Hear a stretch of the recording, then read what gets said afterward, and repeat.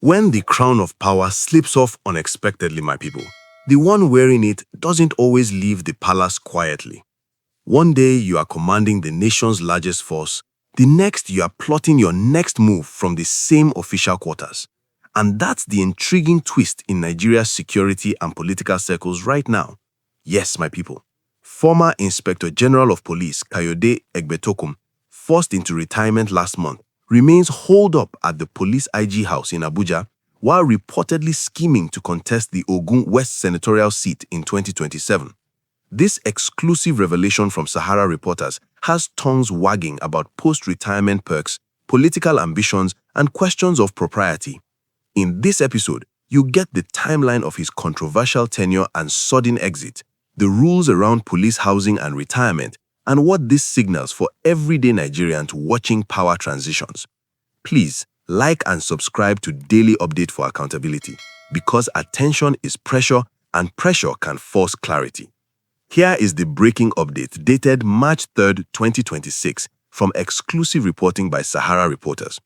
Despite his forced retirement on February 24, 2026, when President Bola Tinubu directed him to step down, officially accepted as a resignation citing family reasons, Egbetokun continues to reside at the official police IG house in Abuja.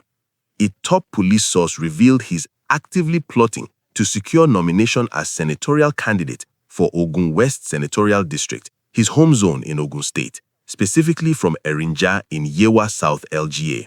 That prolonged stay alone raises eyebrows, but it contrasts sharply with jubilation at police headquarters when his removal was announced, with some officers celebrating the end of a scandal-plagued era. No official confirmation from Egbetokun or the Nigeria Police Force on his housing status or political plans, but the source insists he's leveraging his position to push for the Senate ticket ahead of 2027 elections. Confusion swirls. Is this allowed under police service rules or another case of elite privilege? Watch for party primaries later in 2026 and any statements from Ogun PDP or APC structures. Now, let's go chronologically because the sequence matters, my people. Kayode Egbetokun, a career policeman from Ogun State, rose through the ranks to become IGP in June 2023 under President Tinubu.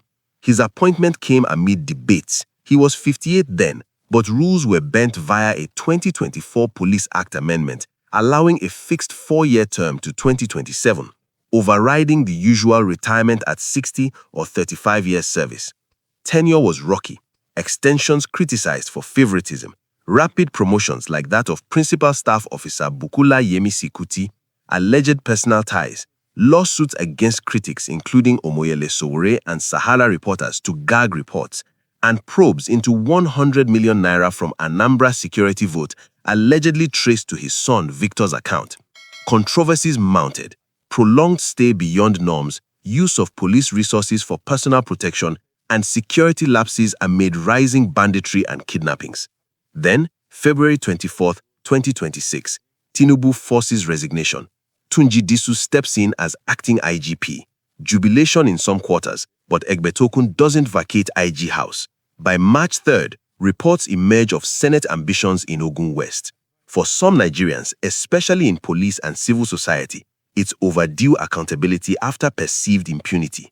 For others, loyalists or Ogun indigenous, it's a capable son positioning for higher service. Online, reactions mix sarcasm like from IG to senator, retirement sweeto, with calls for probe into perks. The emotional stakes, it highlights how power lingers, fueling cynicism among youth and ordinary folks tired of elite recycling. So what are the rules and laws at play in plain language?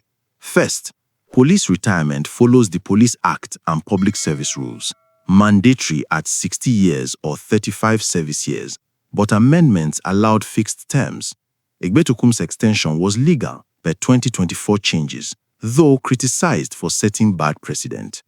Second, official housing like IG House is tied to active service. Post-retirement, occupants usually vacate within months unless special approval. His continued stay lacks public explanation, potentially breaching protocol. Third, political contests. Retired officers can run for office under the Constitution, no bar on ex-IGs contesting Senate, but must resign positions timely and avoid using state resources for campaigns per Electoral Act 2022. Fourth, perks and privileges. Pensions and benefits exist, but lingering in official quarters could raise questions of abuse or favoritism. Finally, party nominations involve internal processes, no automatic ticket even for big names. It's not outright illegal yet, but the optics demand transparency to uphold institutional integrity. No bias, just the rules ensuring fairness for all. My people, here's the rhyme for the middle of this story. Power no be permanent address. When the baton pass, you suppose come out the house. But if the key still dey your hand, the new tenant go wonder. Na so IG house they talk, and Nigeria they listen sharp. If the uniform fold, the ambition no fold. Na waiting we dey see for Ogun side. Online, critics blast it as entitlement, asking why ex-IG no dey pack go village like ordinary retiree. Supporters say he's free citizen, qualified to vie for Senate. Others laugh at the irony, forced out but still inside. The divide is sharp because Nigeria has lived too long with double standards. Rules bend for the top, while small people suffer strict enforcement. Now let's bring it down to the real-life stakes for everyday Nigerians. For traders in Lagos markets or farmers in Ogun villages, this isn't just Abuja gist. It's about whether institutions serve the people or protect their own. A commuter in Abeokuta, dodging bad roads, wants police leadership focused on security, not political comebacks. A civil servant in Abuja, fearing pension delays, craves proof retirement means real exit, no lingering perks.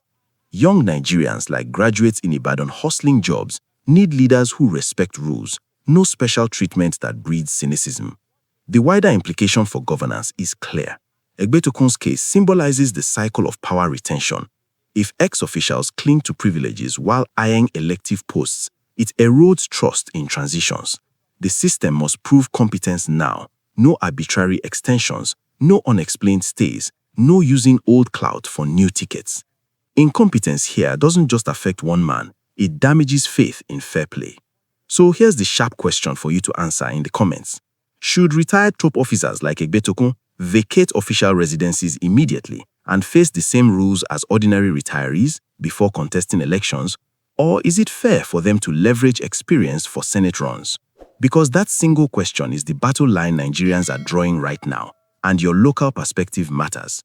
Around Ogun State and Abuja police circles, residents watch movements at IG House like a political thermometer, with market talks buzzing. Civic voices ask if this sets precedent for abuse and if parties will allow such candidacies without scrutiny. Even transporters near Force HQ feel the ripple. Every big name shift changes the air. People want stability, but justice and equity that look real. Let's close with what is verified and what to watch next. Verified. Kayode Egbetokun was forced to retire February 24, 2026, succeeded by Tunji Disu as acting IGP. Verified. Despite retirement, he remains at IG House per March 3 Sahara Reporters exclusive, amid reports of plotting Ogun West Senate run for 2027.